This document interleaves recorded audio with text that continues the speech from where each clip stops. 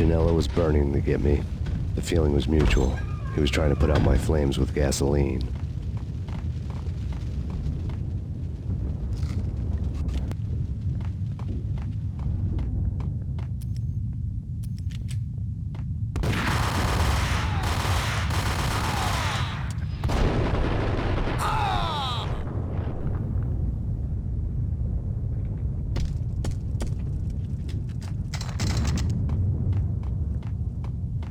The mobsters have been guarding a real treasure. The way out of this disco inferno. It's Payne!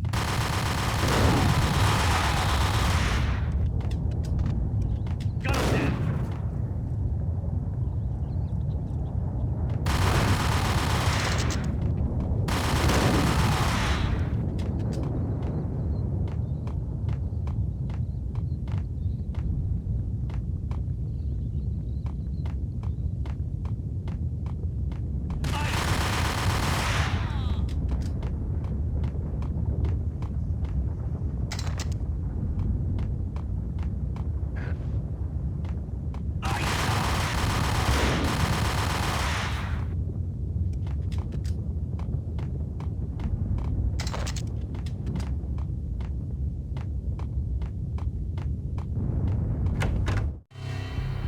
Vlad had seen my smoke signals.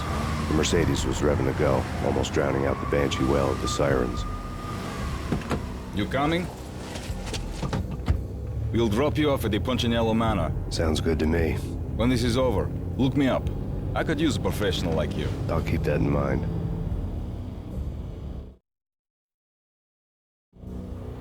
The night groaned with cold. The garden lights flickered nervously. In their light, the falling snow was dead white before the darkness ate it up. I had heard the stories. The trio were mad dogs. They'd have hung the heads of their enemies over the manor gates if the capo had only let them. Punchinello wanted Payne. He'd see the pain. The trick in my situation was that there was no trick, no matter what the movies tell you. No rules, no secret mantra, no roadmap. It wasn't about how smart or how good you were. It was chaos and luck. And anyone who thought different was a fool. All you could do was to hang on madly, as long and as hard as you could. Someone had graciously left the back door open for me and killed the guards. My money was on Mona. I knew the trio would be standing between me and Punchinello. I had read their rap sheets, thick as phone books. No one would be walking out of here alive. The numbing cold of the broken night had followed me in. Upstairs, the trio tangoed down the manor halls to the silent rhythm of their murderous hearts, the blood of their victims rust on their lips. Vince Mignano, Pilot Providence, a.k.a. Big Brother, and Joe Deadpan Salem. The pistol was a frozen lump in my hand, piercing the skin, gnawing me to the bone.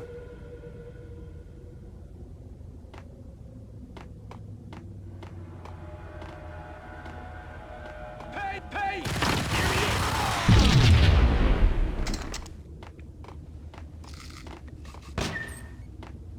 In death, the thug had been promoted to messenger. Someone hadn't enjoyed the Don's hospitality. Someone with a flair for the dramatic. Someone who had let herself out of a locked cell and past a couple of armed guards. My thoughts were on Mona again. I could only hope she was a good enough gambler to walk away while she was still winning, before she'd run into the trio.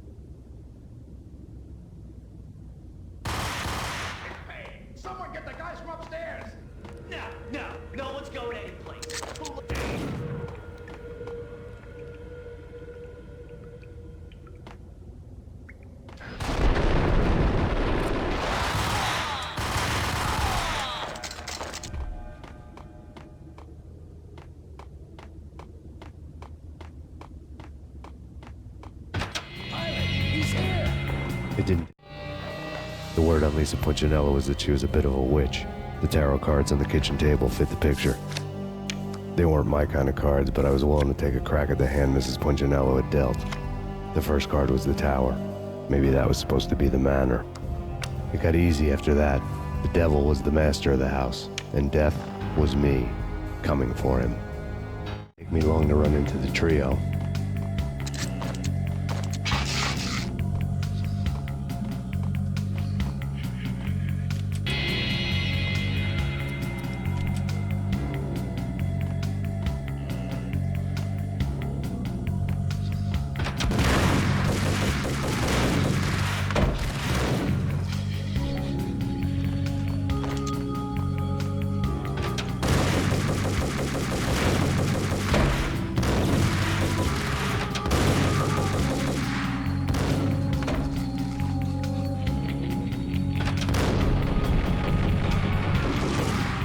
Down, 2 to go.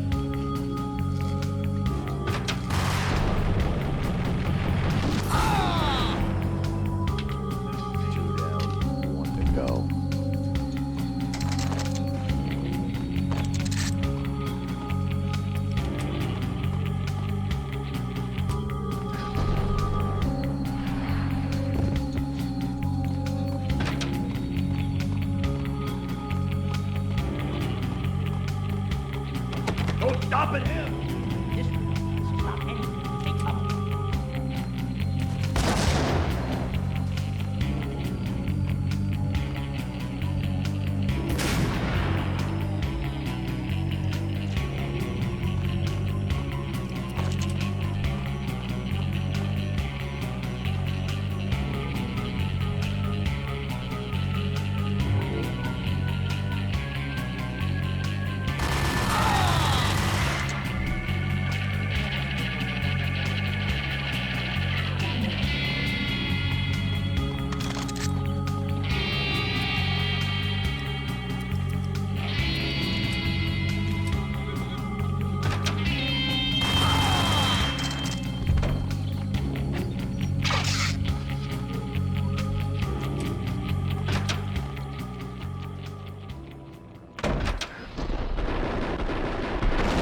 was too late for her.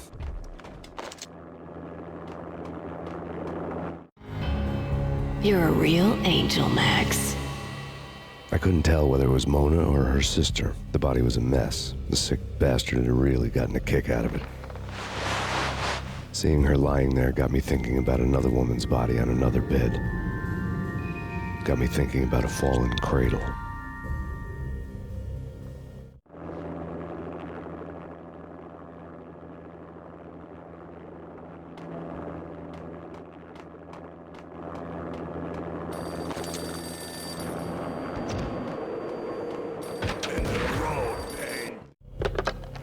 Max Payne, Talk to me. Alfred Woden. You've got company. An armed helicopter just landed on the manor grounds. You must hurry. The more the merrier. Vince Mugnano.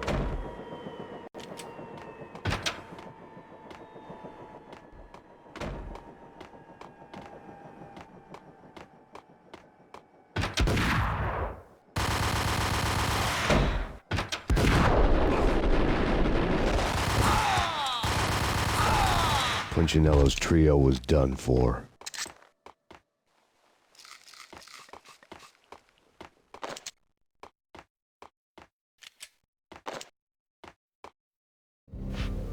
Outside my door. Hurry. He's coming for me. You gotta hurry. Please. I could hear Punchinello on the phone begging for help. He should have been saying his goodbyes. Punchinello was a pushover. The moment I stepped into the room, he folded like a deuce before a royal flush. No, wait. I was just doing what I was told. I couldn't refuse. She's someone high up. Government, maybe. I don't know. He was trying to buy more sand for his hourglass. I wasn't selling any. No, I told him not to.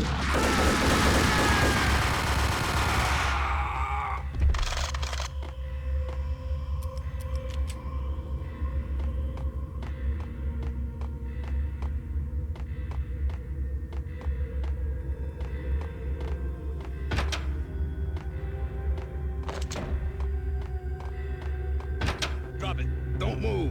Game over, Max Payne. I could tell when I was outgunned. It was time to take another beating. The mystery witch was a real barracuda. Trouble on dagger heels, a smoking assault rifle in her hand, and an army of killer suits behind her. How sweet. I get to kill two birds with one stone. Sooner or later, it was going to catch up with you. Mr. Payne, it's time to show you the benefits of my brew. Be a good boy now.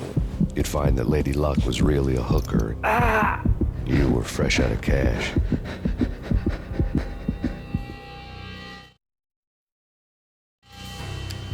Gentlemen, we're done here. Take me to Cold Steel.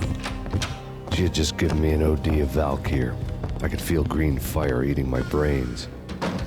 They turned to steam. They did a fade on me. I'd never had a chance. The witch had got me just as sure as if she put a gun to my head and pulled the trigger. The shadows rushed me, bruised mugshot faces hungry for revenge. They knew my weak spots and closed in for the kill. The floor turned into a vortex of green blood. I fell. Flash of fallen angels.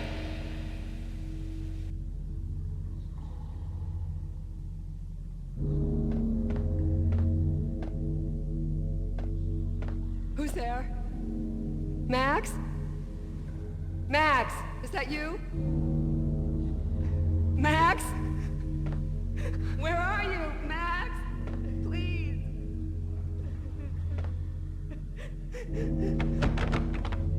No, please, Max, no. I'm sorry. Please don't, Max, no. Max? Where are you, Max? Please. The letter was staring at me.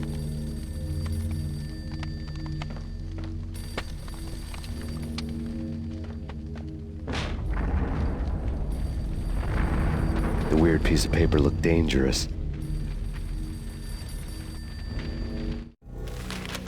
was something disturbingly familiar about the letter before me. The handwriting was all pretty curves. You're in a computer game, Max. The truth was a burning green crack through my brain, weapon statistics hanging in the air, glimpsed out of the corner of my eye, endless repetition of the act of shooting, time slowing down to show off my moves, the paranoid feel of someone controlling my every step. I was in a computer game. Funny as hell, it was the most horrible thing I could think of.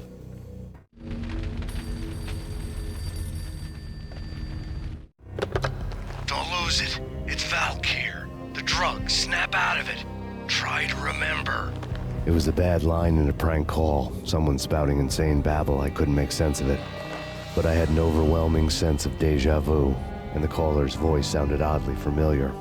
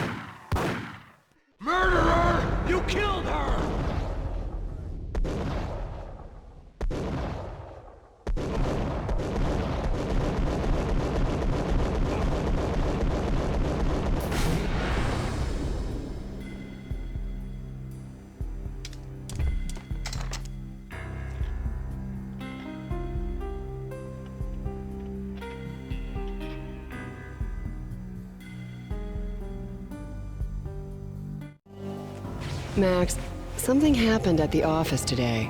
A strange memo. Something about Vikings.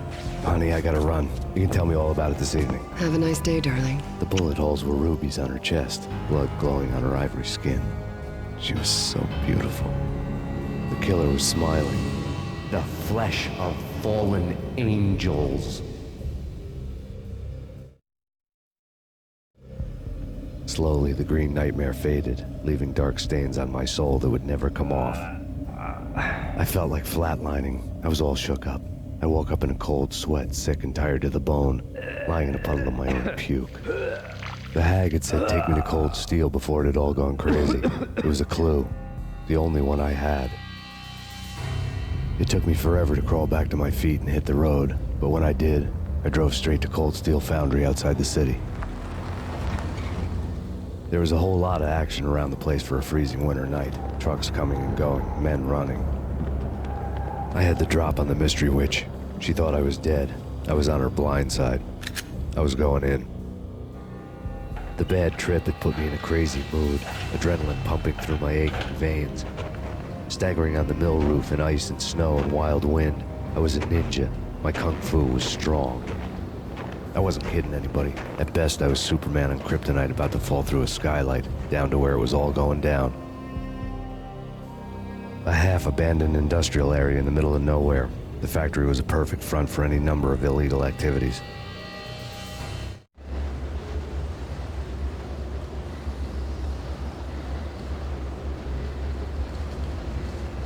In the belly of the plant, molten metal boiled and bubbled like a witch's brew.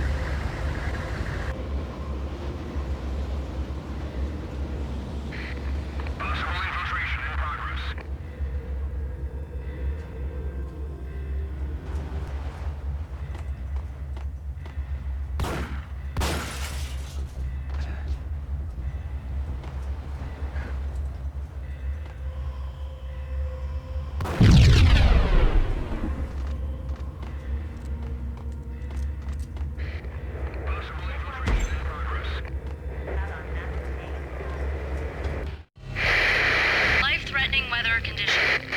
A record-breaking killer storm. In the city's history. Vehicles stuck in snow. Heavy snowfall. Forecast shows. Severe weather is expected to continue. Out in the night, snow fell like confetti over the Devil's Parade. The storm was anything but over.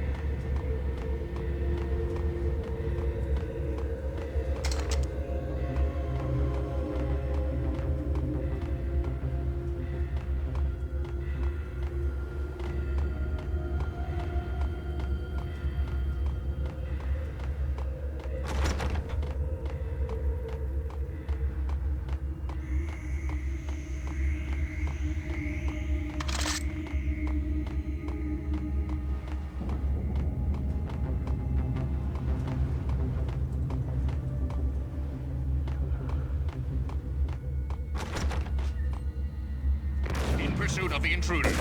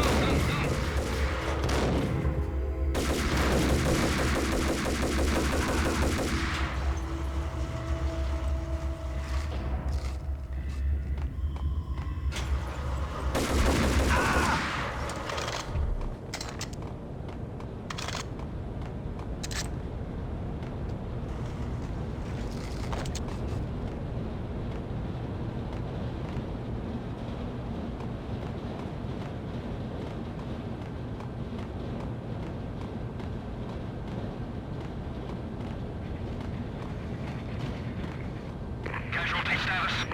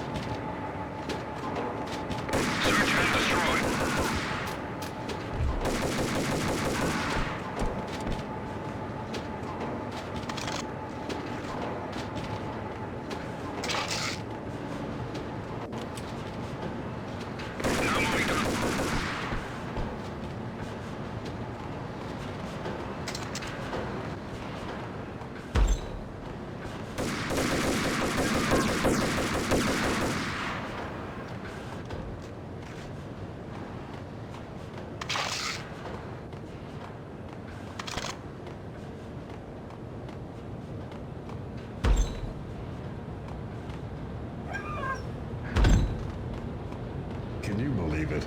I bet they sleep with their rifles. I bet they've given them names.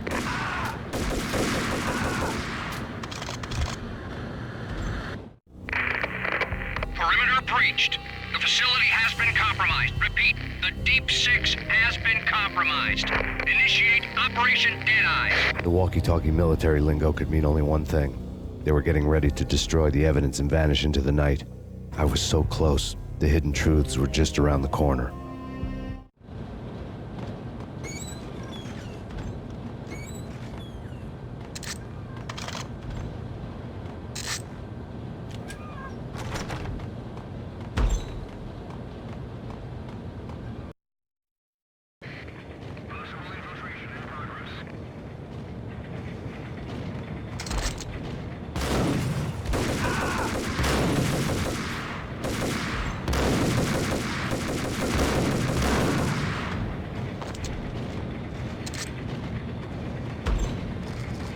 Folder on the table. The mercenaries were running a tight operation, paperwork and all. Merchandise missing again. A chemist had tried to smuggle it out for his own private party. Locked him up in cell B7 in D6's old test facility to wait for proper processing. I was close enough to hear the secrets, just beyond the next doorway. Grim tale.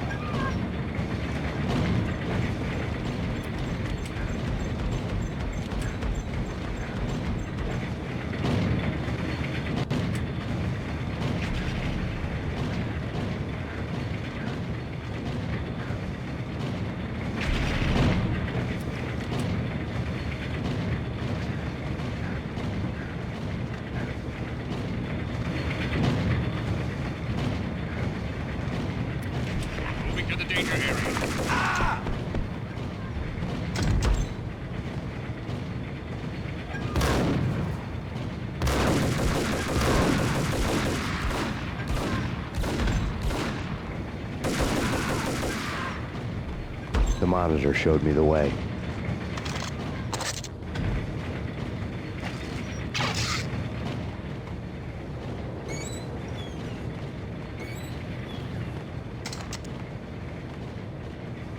Processing diagrams filled the control room screens, all but one. An elevator titled D6 on one of the screens, somewhere onwards, past rows of ovens, in the core of the plant.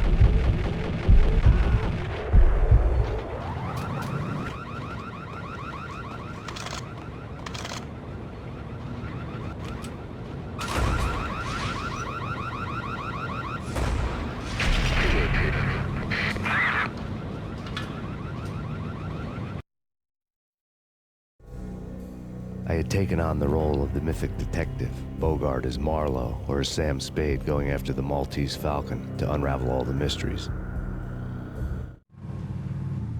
Following a path of clues to that final revelation, even if it would take me down to the cold, cavernous depths of a grave. You can't do this! My men are still inside! Do you have any idea why this is called Operation Deadeyes?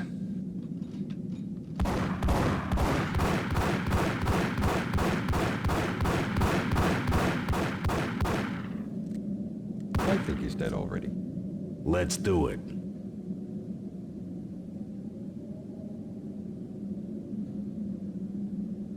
Attention all personnel.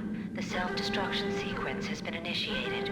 Evacuate the complex immediately. We've got company. The self-destruction sequence has been initiated. Proceed to the nearest exit immediately.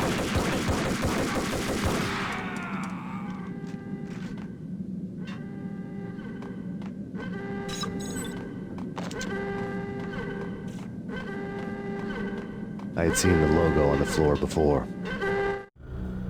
There was an old army bunker under the steel mill. I knew the military plaque on the floor. I'd seen 1,000 variations of the insignia on crumbling brick walls everywhere in the city. The sword replaced by a syringe. Project Valhalla, V for Valkyr, V for Valhalla. All of a sudden it read like a crackpot conspiracy theory.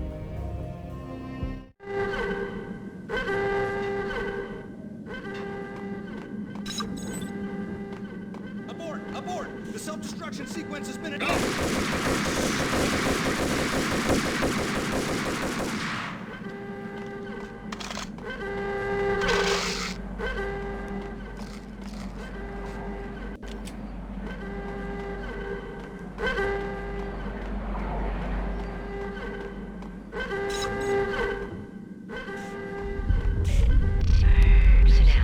The self-destruction sequence has been initiated.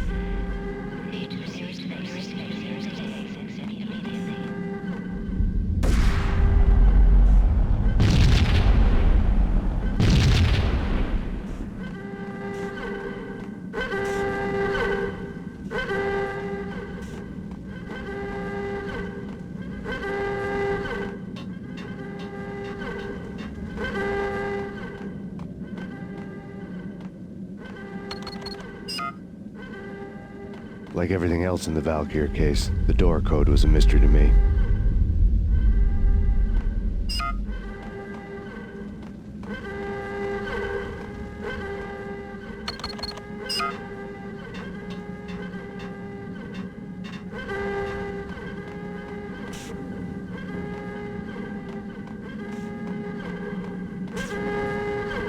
Attention all personnel. The self-destruction decontamination The chemist had been using the workstation when he died. The half-life of the lab rat had ended online, his password blinking on the screen. 665, the neighbor of the beast. Decontamination in progress.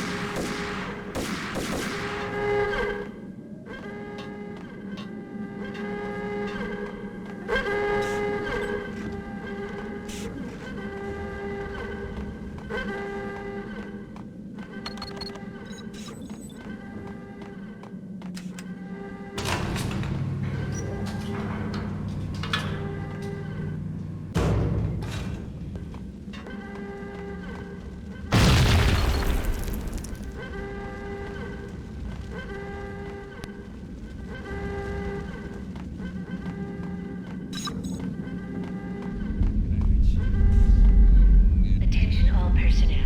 The self-destruction sequence has been initiated. Proceed to the nearest exit immediately. Hey! In here! Hey! Get me out of here! I'm innocent! Thanks. I thought I was gonna die in there for sure. I need you to get me through the decontamination chamber airlock. You're crazy! No way! The place is blowing up, for Christ's sakes! Either that or back to the cell. Your choice. Okay, I'll do it. I'll do it.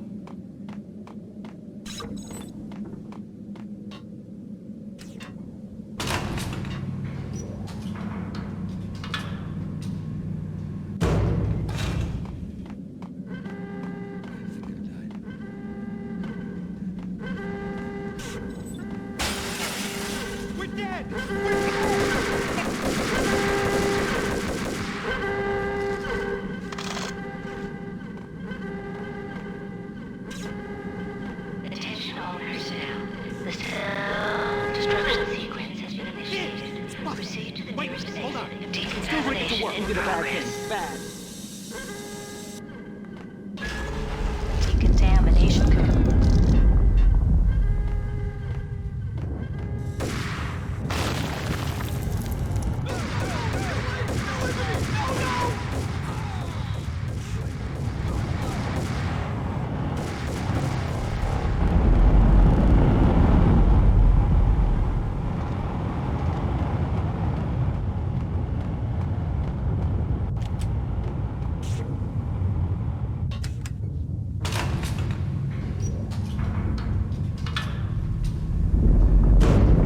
I was caught in the middle of the deadly web that was the Valkyr case.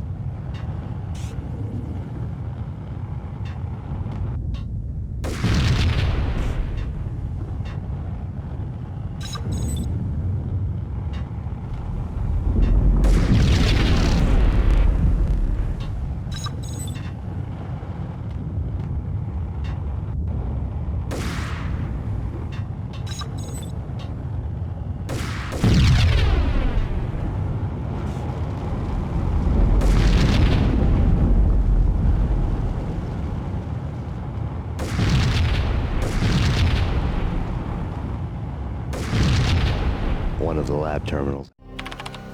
Top secret. Project Valhalla. U.S. Army. Yggdrasil Network. Valhalla. The otherworldly place in Norse mythology where the bravest heroes spent their afterlife feasting and fighting forever. Their wounds miraculously healed night after night. Valkyr. The maidens who chose the most courageous Viking warriors and carried them to Valhalla. 1991. The research objective is to create a chemical substance to enhance the stamina and morale of infantry troops. 1995. Results unsatisfactory. Project canceled. Someone had decided to continue the sick experiment unauthorized. Project compromised. Data leak. Fix the damage by any means necessary. Security clearance red. Authorized by the project lead. Field test. Double the dosage for all the remaining test subjects. Observe and record the subject's behavior in an urban setting. The drop-off point was my old address in New Jersey. The file dated 3 years ago. Just when you thought you had reached the deepest depths of horror, it suddenly got worse. How to turn off that small voice inside your head that started to whisper that you should be glad that now, if not before, your revenge was justifiable on any conceivable moral scale. That small voice proved, beyond any doubt, that I was damned. The project logo on the screen, the dagger-heeled woman had come and gone a long time ago. There was nothing more for me here. The bunker's name was acting as a self-fulfilling prophecy.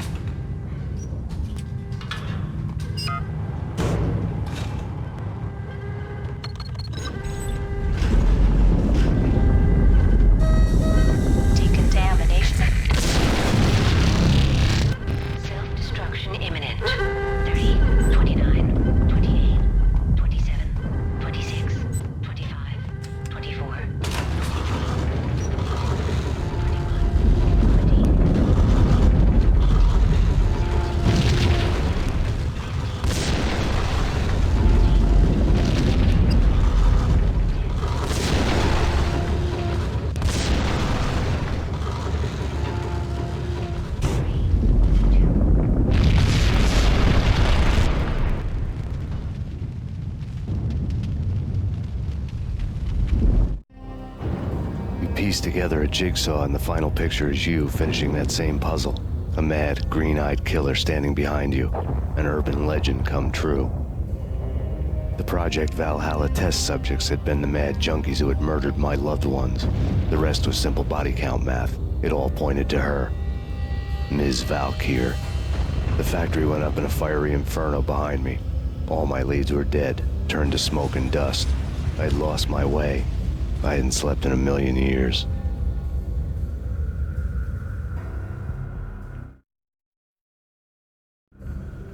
I felt thin as death. I've been living on an endless supply of week-old donuts. They were fuel for this crazy furnace inside my head. I couldn't remember when I had last seen the sun. I was on a permanent graveyard shift. When the darkness fell, New York City became something else, any old Sinatra song notwithstanding. Bad things happened in the night, on the streets of that other city, Noir York City. I was in an all-night diner, downing cup after cup of coffee that tasted like engine oil, when a new message from BB got me back on the killer track.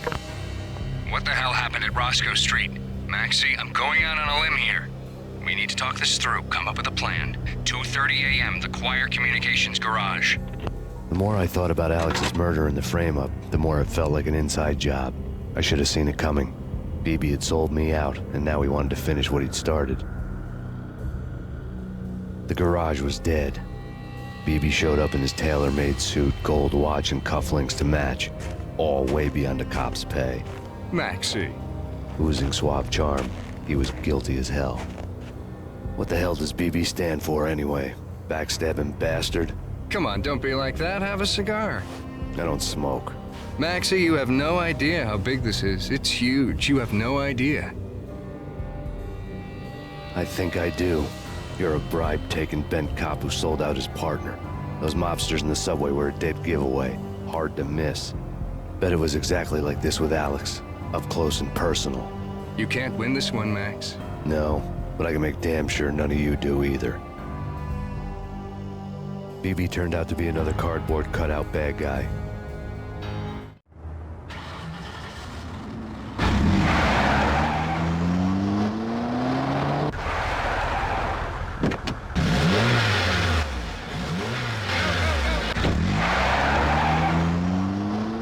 A bad cop on the take. A cowardly right-hand man fleeing from the scene, leaving his paid thugs to do his dirty work.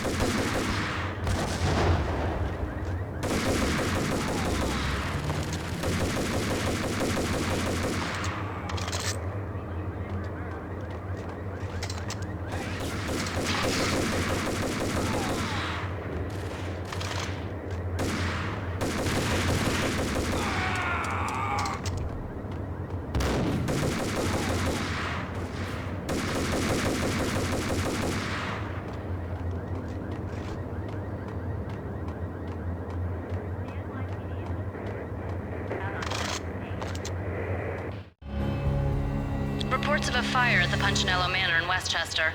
The manor is the home of Angelo Punchinello, the alleged head of the Punchinello crime family. The police are now saying, contrary to their earlier statements, that Max Payne is still alive and at large. He continues his vendetta against the Mafia, of which this last act of arson is attributed to. I had no recollection of setting any fires, but I did remember the flames.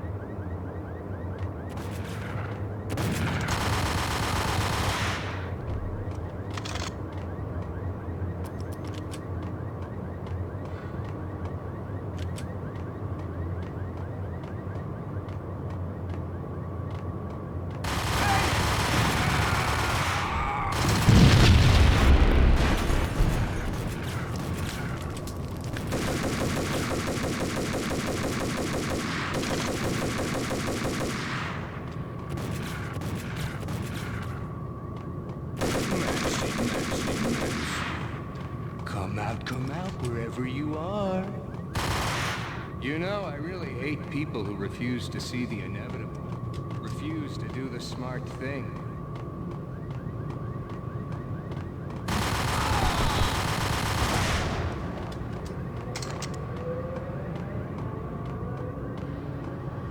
The payphone started to ring. Yeah. Max Payne? Whatever does it for you. This is Alfred Woden. I can give you the name of your enemy. Come to the Asgard building presently. We are expecting you.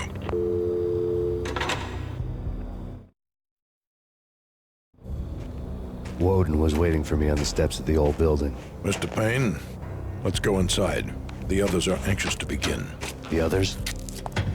Despite the general misconception, this building actually predates the City Hall by 2 years. this being the oldest municipal building still in use here at the foot of the Brooklyn Bridge. No kidding. The old man played tour guide as he led me through a dark, domed hall. The answers I was after loomed large ahead.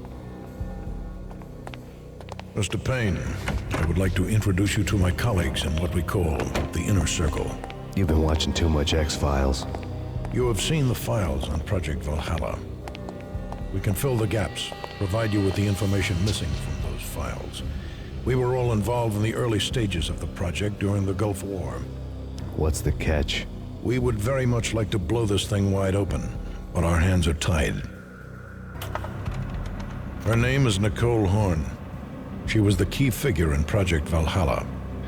When the funding was discontinued, she simply refused to quit. She knew exactly what she had in her hands. Nicole Horn is the president of Acer Corporation. She has more than half the city in her pocket. This must be kept under wraps. If you try to go public with this, we will deny any knowledge. We need you to take her out. Afterwards, we can protect you. Make all the charges go away. That was the cue for the killer suits to kick in the doors and swarm inside.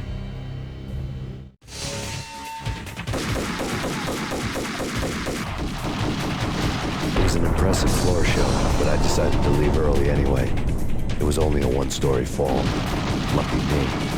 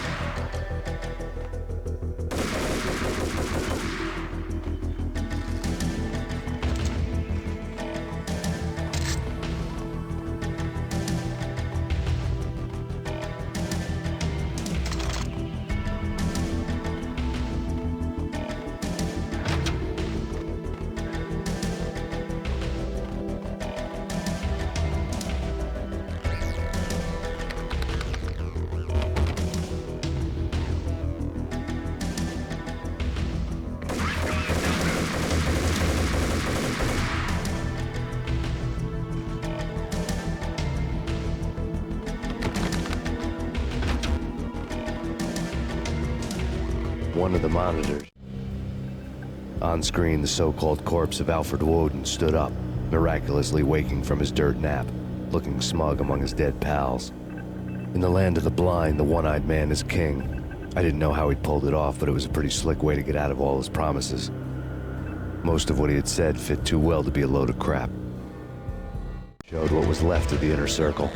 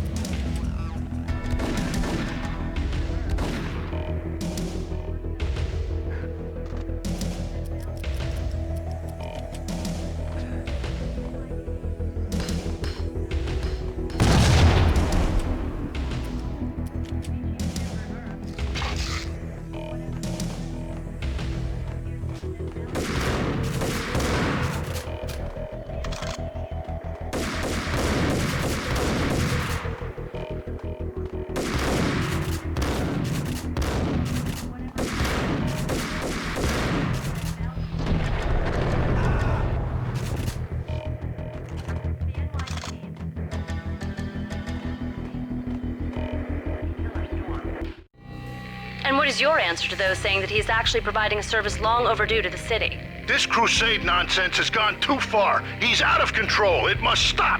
He will be stopped. That was Deputy Chief Jim Bravura from the New York City Police Department.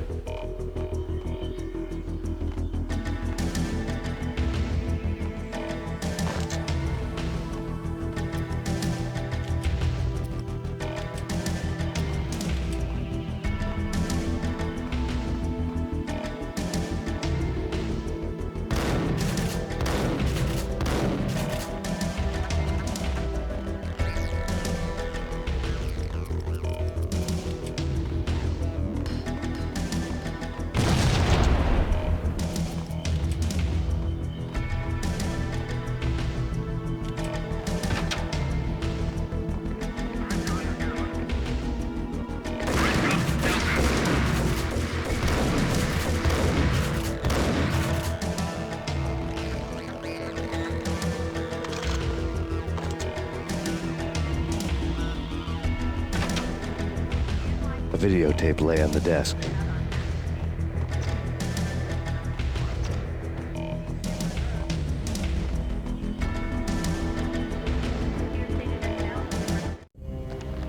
Nicole Horn had blackmailed the inner circle into silence. The tape came with a curt extortion note on a piece of expensive paper. I remembered Candy Dawn taping her clients in action on the side, selling the tapes to the highest bidder. I was sure that kinky sex was nowhere near Alfred Woden's worst sin.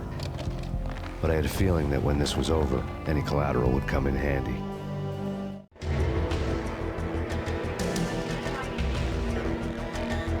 Woden had left me a present. Nothing seems to stop Acer Corporation's phenomenal victory march. Incredibly, the stocks are still rocketing. Worried experts already see a danger in the company's success. Some have gone as far as to say that Acer Corporation is about to become an even bigger monopoly than Microsoft ever was.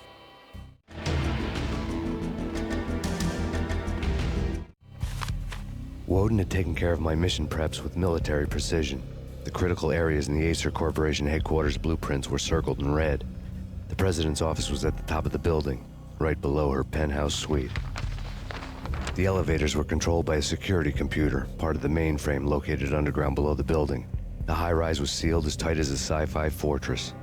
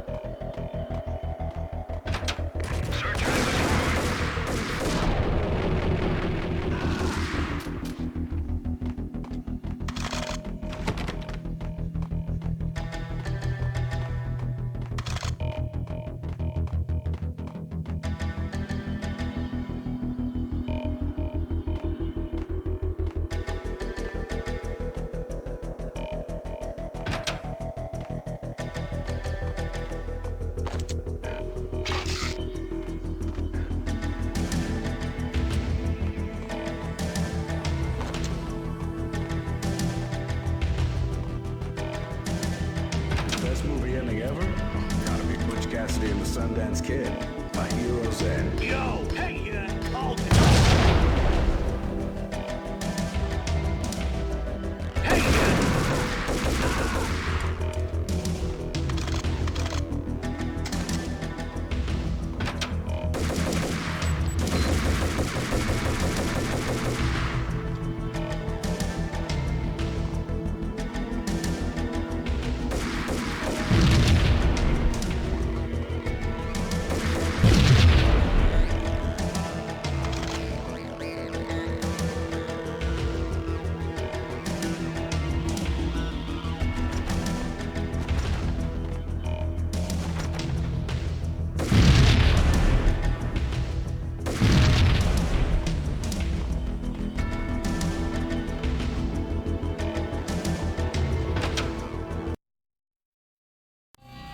I had dreamed of revenge. Those dreams were always nightmares, of coming close and then failing. Now I was close. I had a name to guide me, Nicole Horn. I had nothing to lose.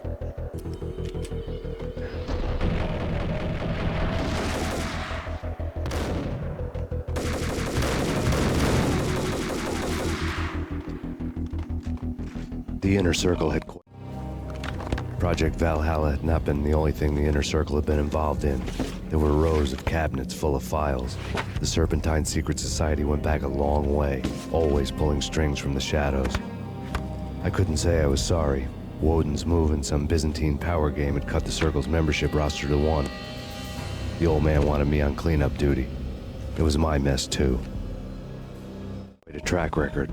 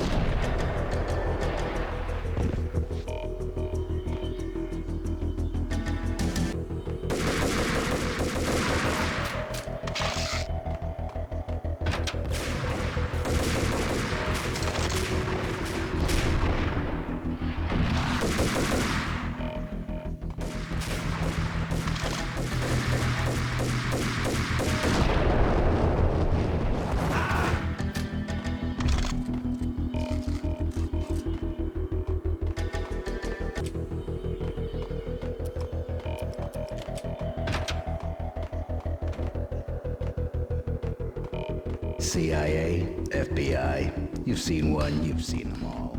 Sure. Good for a practice run. But this, working for her, oh, this is the real thing.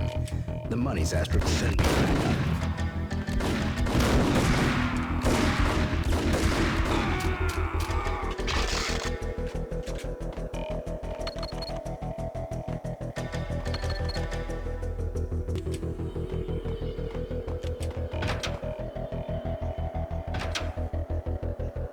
Take him down.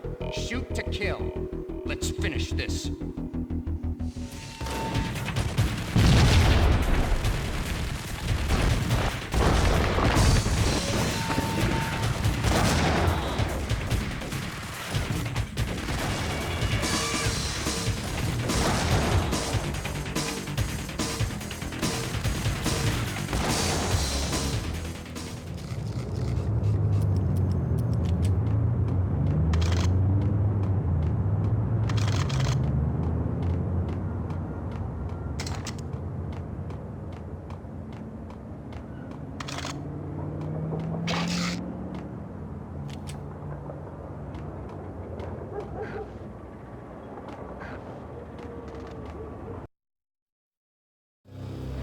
Mine wasn't the most original approach to the problem.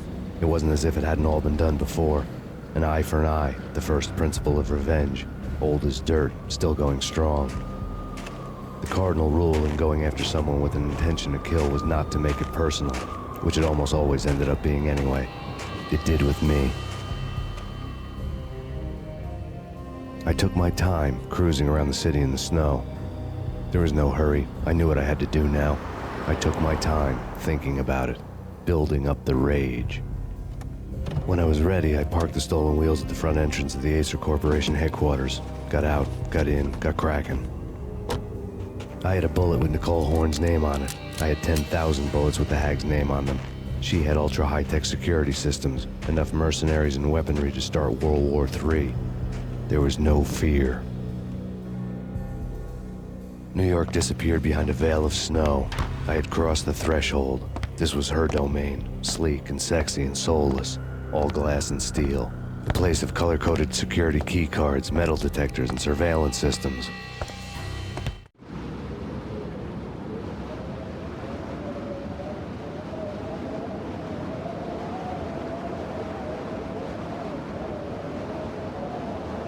Colder than a walk-in fridge.